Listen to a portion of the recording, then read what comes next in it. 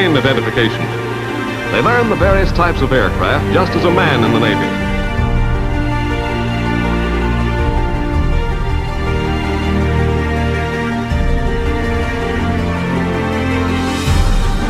The Navy commander conducts inspection, accompanied by a wave officer as his aide. They're training to become instructors in the teaching of gunnery to new men in the service.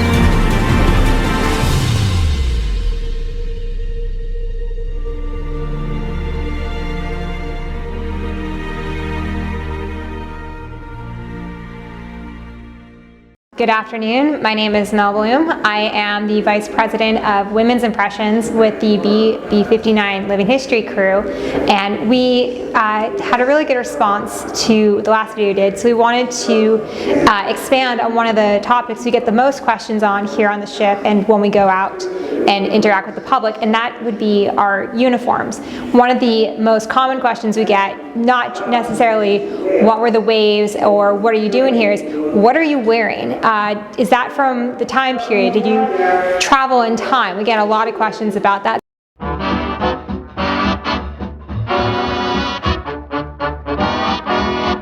A lot of the uniforms that we wear when we go out into the public and here on the ship, a lot of these uniforms are from the time period. The one I'm wearing is an original, and I've got a couple others behind me. The uniform, part of the reason it's so important to us to wear it when we interact with the public is because of how significant this uniform was for the women in pretty much all branches of the military serving during World War II. The uniform was also a sticking point when they came to developing the waves, because there was so much pushback about women serving, and there was so much risk of bad reputation that when they were designing the uniform for the waves, they wanted to make sure that they were going to come up with something that was conservative and would appeal to most Americans and reinforce the idea that these are good American girls. They were going to be dressed well, and for that reason makeup was not allowed, and strict adherence to the uniform was very critical for the success of the Navy. With recruitment starting at a lot of these women's colleges, there was a lot of young women that ended up joining the Navy because it was the best dressed branch of the military at the time. The Marine Corps had not been founded yet. They were part of the 1942 legislation that authorized the waves, as were the spars. But at the time that the waves came into being in July of 42, the only other branch of the military was the WWII, the Women's Army Corps, and that's that uniform behind me. And there was a lot of concerns about ill-fitting uniforms, bad color lots. So the uniform for the WWII was actually something that was a sticking point for people serving. When the Navy was recruiting, they knew that they could pull people away from deciding to go to the WWII by joining the waves, by advertising that they had this uniform that was a glamorous, well-fitting outfit. They had hired an American fashion designer named Maine Boucher to come up with the smart navy blue suit. And you see a lot of recruitment pitches from this time in the 40s advertising that if you join the waves, you get $200 worth of free clothing. And coming out of a time where clothing had been hard to get because of the Great Depression and heading into ration years, the idea of a full glamorous outfit that could be worn even after service was a major selling point for a lot of the women. So one of the sources that we use to help identify what we wear when we go to events is a document from 1943. It was the uniform guidelines, and that gives us a very clear idea of what uniform pieces we should be wearing as educators. So one of the most common outfits you see with the waves is this blue suit. You can see it with a white shirt and a black tie, or a long sleeve navy blue, which is what I have on, and a purple tie. And what's interesting about the tie is that it was actually originally going to be silk, but as rationing went on during the 40s, they switched to rayon. So some of the uniforms actually changed around 44, 45. And then as roles changed for the women in the Navy, they started out in many clerical jobs, so having a suit or a nice dress might have been a appropriate work item for them, but as they took on more factory roles and took on more hands-on work, that's when we start seeing the introduction of the aviation coverall. And in '43, they decided that the women really needed a good work uniform. So they introduced a dungarees and chambray shirt uniform. And up until they were able to fully implement that, they actually authorized the women to wear the men's dungarees and chambrays. So although we do have this one very dominant uniform, which was used in all the recruiting and in the photos, you see this, or the seersucker, the WWIIs actually had quite a large wardrobe to choose from.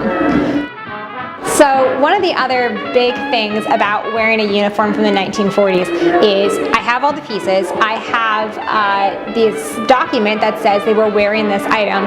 How do we figure out how to make it look right? How do we look like we walked out of a fashion plate from the 1940s? And it really is a big compliment to us as educators when someone comes up to us and says, "You look like my great-grandmother," which normally not a compliment, but we love to hear it. We do a lot of research before we actually start wearing the uniforms to teach in, because we want to make sure that we are doing justice and wearing them correctly. There was a lot of rules on how to wear the uniform, and there's also so much importance behind wearing this uniform. And although there was definite variations in how it was worn depending on when in the war and where in the war, depending on where they were stationed, one thing that remained consistent throughout the entire wartime period up until the Integrated Service Act of '49 is the importance of wearing it correctly. There was a lot of rules on what you could not do. WWIIs were not authorized to wear makeup, and the red lip was very iconic for the 1940s. But they couldn't wear red nail polish as well, and they could not wear any more makeup than that. So the red lip would have been the extent of the makeup they were authorized to wear. There may have been some women who pushed that, but a lot of women did understand the importance of maintaining a good reputation for the WWIIs. The wearing of the uniform became a huge source of pride. When you read some of these documents of women who served, or read the rule books for a place like Quarters D in Washington, there are a lot of reminders that wearing of the Navy uniform is essential to representing the Navy. The way you wear the uniform is how you represent the Navy and how you represent this big experiment, honestly. And if they had been sloppy with the uniform, if they had been wearing it incorrectly or wearing it without pride, I think that would have had a pretty negative impact on how the WWIIs were viewed. And the WWIIs knew this, and it wasn't even just, am I wearing everything correctly? It was, are my shoes shined? Is my hat straight? Is my hair done neatly? Quarters D in Washington had extended laundry hours to make sure that every time they stepped out in their uniform, it was neat, pressed, and ready to go. A lot of the reasons we actually don't have too many is that when the war was over, a lot of them took these uniforms home, took the buttons off, and swapped out the insignia, and wore them until they literally fell apart.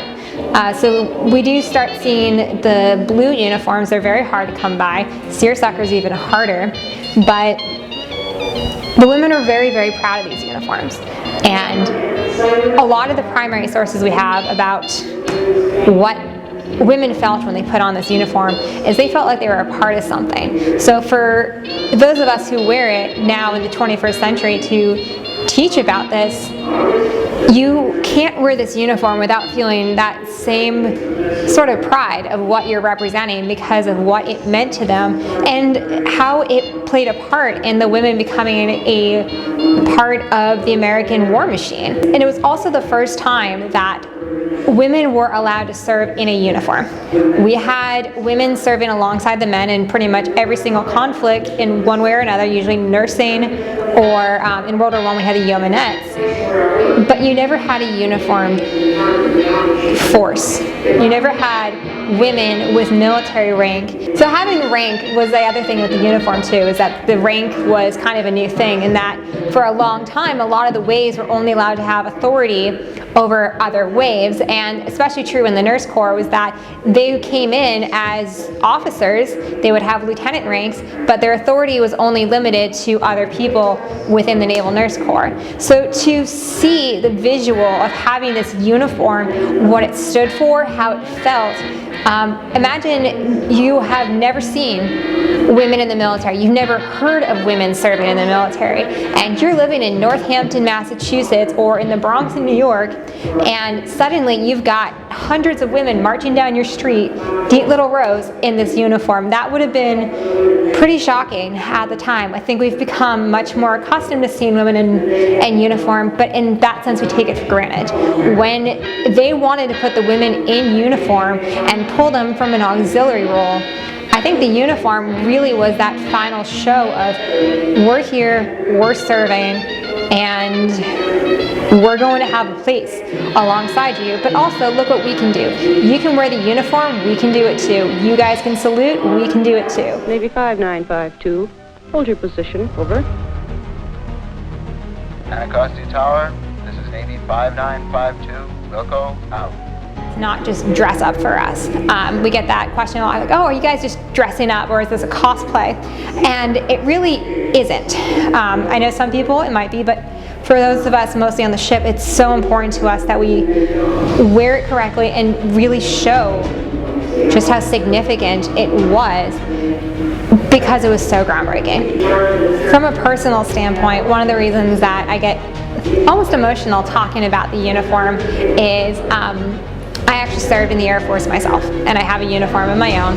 And the first time I was at a history event was when I was a World War II history event. I hadn't really quite thought about doing World War II history, even though I've always loved history. I was sitting next to somebody who had served in the Navy in World War II, and on her other side was a WASP. And the WASPs had some issues with getting uniform and title and status. And it kind of occurred to me up to that point that I was taking my own uniform for granted. I go to basic training, it gets handed to me, I didn't have to fight for it. But when I was sitting there talking to these women at this event, I realized that I took my uniform for granted because they fought for it. They fought for me, and they fought for every woman that gets to wear a uniform now, that gets to be a uniformed member of the United States military and not just an auxiliary on the side that can be disposed of when the war is over. So the uniform does have a lot of significance. It helped reinforce the idea that women could serve, and it showed that we could do it, and we could do it beautifully. And it also gave them something to be proud of. A lot of women did truly value their uniforms, and it shows.